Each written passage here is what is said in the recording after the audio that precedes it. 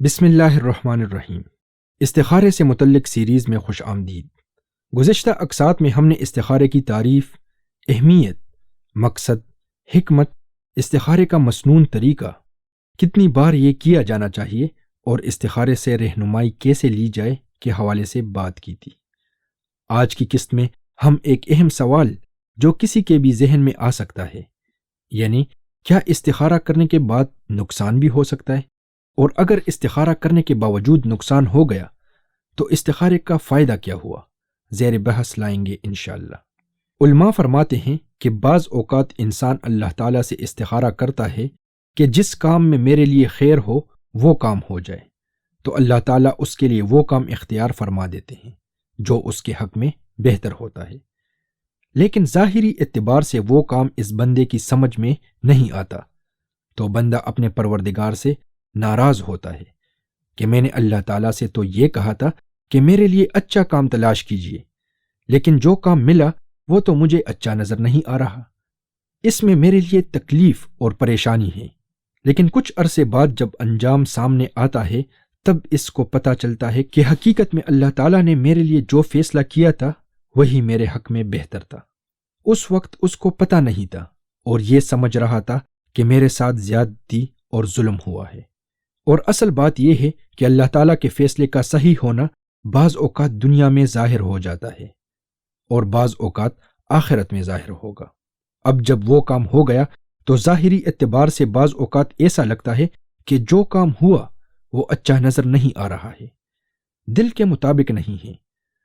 تو اب بندہ اللہ تعالیٰ سے شکوہ کرتا ہے کہ یا اللہ، میں نے آپ سے استخارہ کیا تھا مگر کام وہ ہو گیا جو میری مرضی اور طبیعت کے خلاف ہے، اور بظاہر یہ کام اچھا معلوم نہیں ہو رہا ہے۔ اس پر بزرگوں نے فرمایا ہے کہ ارے نادان، تو اپنی محدود عقل سے سوچ رہا ہے کہ یہ کام تیرے حق میں بہتر نہیں ہوا، لیکن جس کے علم میں ساری کائنات کا نظام ہے وہ جانتا ہے کہ تیرے حق میں کیا بہتر تھا اور کیا بہتر نہیں تھا، اس نے جو کیا وہی تیرے حق میں بہتر تھا۔ بعض اوقات دنیا میں تجھے پتہ چل جائے گا کہ تیرے حق میں کیا بہتر تھا، اور بعض اوقات پوری زندگی میں کبھی پتہ نہیں چلے گا، لیکن جب آخرت میں پہنچے گا تب وہاں جا کر پتہ چلے گا کہ واقعتاً یہی میرے لیے بہتر تھا۔ ایک روایت میں آتا ہے کہ جو آدمی اپنے معاملات میں استخارہ کرتا ہو وہ کبھی ناکام نہیں ہوگا، اور جو شخص اپنے کاموں میں مشورہ کرتا ہو اس کو کبھی شرمندگی یا پچھتاوے کا سامنا نہ کرنا پڑے گا کہ میں نے یہ کام کیوں کیا یا میں نے یہ کام کیوں نہیں کیا۔ اس روایت میں جو یہ فرمایا کہ استخارہ کرنے والا ناکام نہیں ہوگا، مطلب اس کا یہ ہے کہ انجام کے اعتبار سے استخارہ کرنے والے کو ضرور کامیابی ہوگی، چاہے کسی موقع پر اس کے دل میں یہ خیال بھی آ جائے کہ جو کام ہوا وہ اچھا نہیں ہوا، لیکن اس خیال کے آنے کے باوجود کامیابی اسی شخص کو ہوگی جو اللہ تعالیٰ سے استخارہ کرتا رہے۔ اسی طرح جو شخص مشورہ کر کے کام کرے گا وہ کبھی پچھتائے گا نہیں، اس لیے کہ خدا نخواستہ اگر وہ کام خراب بھی ہو گیا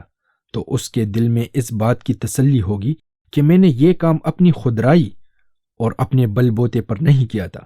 بلکہ اپنے دوستوں اور بڑوں سے مشورہ کرنے کے بعد کیا تھا۔ اب آگے اللہ تعالیٰ کے حوالے ہے کہ وہ جیسا چاہے فیصلہ فرما دے۔ اس لیے شریعت ہمیں کسی بھی کام کے کرنے میں دو ہدایات دیتی ہے کہ جب بھی کسی کام میں کشمکش ہو تو دو کام کر لیا کرو، ایک استخارہ اور دوسرا استشارہ، یعنی صاحب الرائے اور اس فیلڈ کے ماہر سے مشورہ۔ اگلی قسط میں ہم استخارے کے بارے میں چند کوتاہیاں اور غلط فہمیاں زیر بحث لائیں گے انشاءاللہ۔